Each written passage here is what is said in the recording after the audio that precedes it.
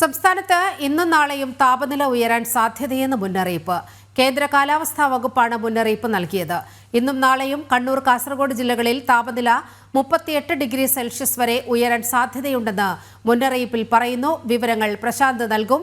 പ്രശാന്ത്, കാലാവസ്ഥാ നിരീക്ഷണ കേന്ദ്രം നൽകുന്ന മുന്നറിയിപ്പുകൾ എന്തെല്ലാം? നീലിമ, സാധാരണ നിലയേക്കാൾ 2 ഡിഗ്രി മുതൽ 3 ഡിഗ്രി സെൽഷ്യസ് വരെ താപനില ഉയരാൻ സാധ്യതയുണ്ടെന്നാണ് കാലാവസ്ഥാ നിരീക്ഷണ കേന്ദ്രം നൽകുന്ന മുന്നറിയിപ്പ്. 38 ഡിഗ്രി സെൽഷ്യസിന് മുകളിൽ വരെ ഇത് പോകാനും സാധ്യതയുണ്ട്. ഈ ഫെബ്രുവരി 26, 27 തീയതികളിലാണ് ഇത് താപനില ഉയരാൻ സാധ്യതയുണ്ടെന്നുള്ള മുന്നറിയിപ്പ് നൽകിയിരിക്കുന്നത്. അതോടൊപ്പം കണ്ണൂർ, കാസർഗോഡ് ജില്ലകളിൽ ഇന്നത്തെ ഉയർന്ന താപനില എന്ന് പറയുന്നത് 38 ഡിഗ്രി സെൽഷ്യസ് വരെ ആണ്.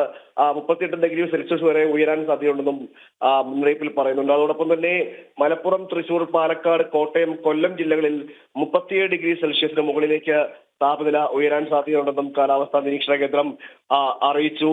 അതോടൊപ്പം മറ്റു ജില്ലകളിലേക്ക് വരികയാണെങ്കിൽ കോഴിക്കോട്, എറണാകുളം, പത്തനംതിട്ട, ആലപ്പുഴ ജില്ലകളിലും താപനില ഉയർന്നു തന്നെയാണ്. 36 ഡിഗ്രി സെൽഷ്യസിന് മുകളിലേക്ക് പോകാനുള്ള സാധ്യതയും ഉണ്ടെന്നും കാലാവസ്ഥാ നിരീക്ഷണ കേന്ദ്രം പറയുന്നു. ഇതാണ് നേരത്തെ ഞാൻ പറഞ്ഞതുപോലെ 2 ഡിഗ്രി മുതൽ 3 ഡിഗ്രി സെൽഷ്യസ് വരെ സാധാരണ താപനിലയേക്കാൾ 2 ഡിഗ്രി മുതൽ 3 ഡിഗ്രി സെൽഷ്യസ് വരെ ഉയരാനുള്ള സാധ്യതയുണ്ടെന്നാണ് കാലാവസ്ഥാ നിരീക്ഷണ കേന്ദ്രം അറിയിക്കുന്നത്. ഇതിന്റെ ഭാഗമായി ചില മുന്നറിയിപ്പുകൾ കൂടി സാധാരണ ജനങ്ങൾക്കായി നൽകുന്നുണ്ട്. അതായത് ഉയർന്ന താപനില നിലനിൽക്കുന്നതിനാൽ പുറത്തിറങ്ങുന്നവർ സൂക്ഷിക്കണം, സൂര്യതാപം അധികം ഏൽക്കാൻ ശ്രദ്ധിക്കണം, നിർജ്ജലീകരണം ഉണ്ടാകാൻ സാധ്യതയുള്ളതിനാൽ നിരന്തരം വെള്ളം കുടിക്കണം എന്നടക്കമുള്ള കാര്യങ്ങൾ പറയുന്നു. അതോടൊപ്പം തന്നെ ഈ ചൂടുള്ള സ്ഥലങ്ങളിൽ ജോലി ചെയ്യുന്നവർ കൂടുതൽ ജാഗ്രത പാലിക്കണം.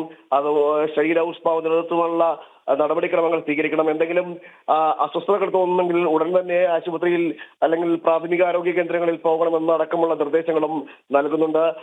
ഇത് ശരി പ്രശാന്ത്, ചൂട് കൂടുന്നു, കരുതണമെന്ന നിർദ്ദേശമാണ് കാലാവസ്ഥാ നിരീക്ഷണ കേന്ദ്രത്തിൽ നിന്നും വരുന്നത്.